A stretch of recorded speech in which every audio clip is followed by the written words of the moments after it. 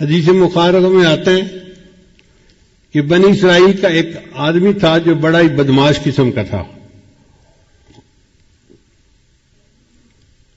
اس نے 99 بندوں کو قتل کر دیا. اب آپ سوچئے 99 انسانوں کو قتل کرنے والا کتنا ظالم انسان ہوگا, کتنا پتھر دل انسان ہوگا. پھر کچھ دن میں خیال آیا کہ کوئی میرے لیے بھی توبہ کی گنجائش ہے, تو ایک صوفی صاحب کے پاس آیا. بھائی میں 99 بندوں کو قتل کر چکا ہوں, کیا میرے لیے توبہ کا کوئی امکان ہے؟ اس کے پاس علم تو تھا نہیں.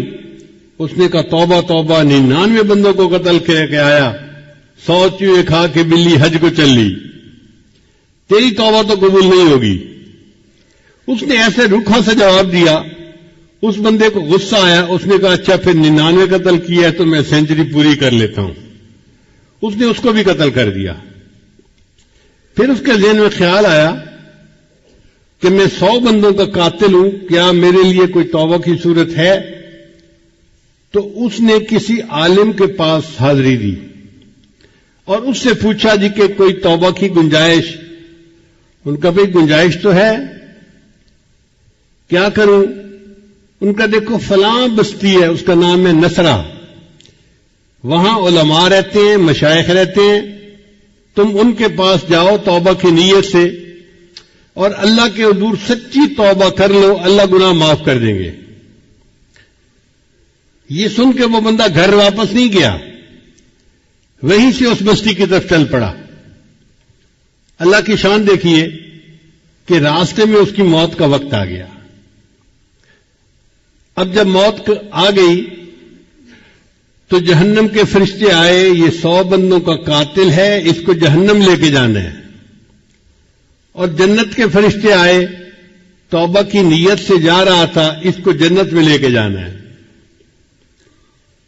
اب معاملہ اللہ تعالی کی بارگاہ میں پیش ہوا کہ یا اللہ اس بندے کا فیصلہ کیا کریں. رب کریم نے فیصلہ فرمایا کہ فاصلے کی پیمائش کرو.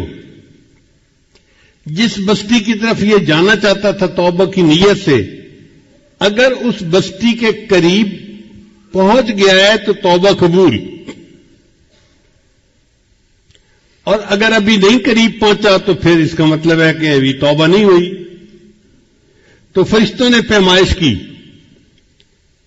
محدثین نے لکھا ہے کہ دونوں بستیوں کے بالکل جو سینٹر کی لائن تھی نا, آدھا آدھا سفر, اس بندے کی ادھر وفات ہوئی تھی اور مرتے مرتے وہ اگلی بستی کے قریب لاش اس کی جا کر گری تھی. اتنا تھوڑا سا فرق تھا.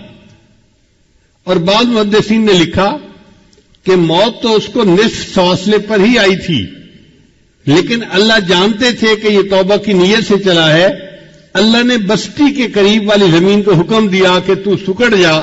وہ زمین سکڑ گئی اور اس کی لاش بستی کے تھوڑا قریب ہو گئی.